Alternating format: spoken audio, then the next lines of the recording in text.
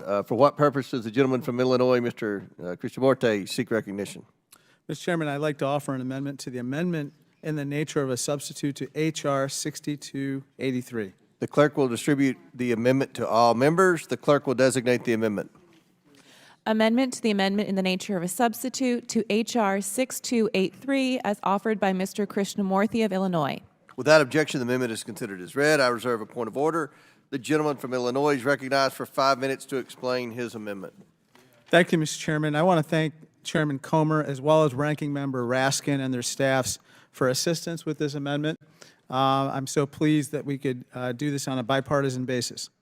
Mr. Chairman, my amendment would strengthen pharmacy benefit manager or PBM transparency by requiring the Director of the Office of Personnel Management to report on services provided by a health benefits plan or a PBM by posting on a public website annually. Information would include aggregate dollar amounts of rebates, administrative fees, and post-claim adjudication payments collected.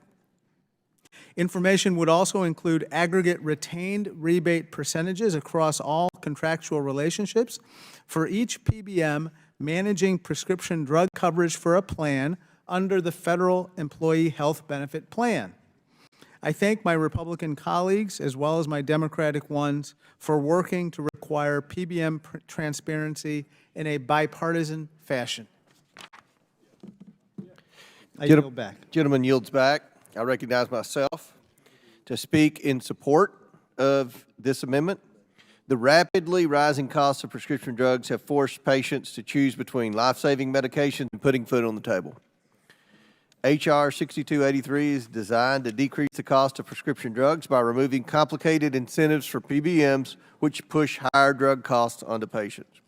This amendment strengthens the transparency requirements on PBMs in the Federal Employees Health Benefit Program by requiring aggregate reporting of rebates, fees, and retroactive clawbacks.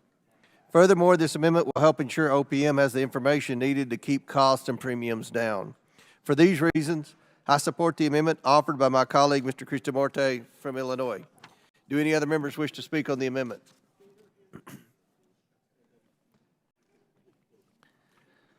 Seeing none, all those in favor signify by saying aye. Aye. Aye.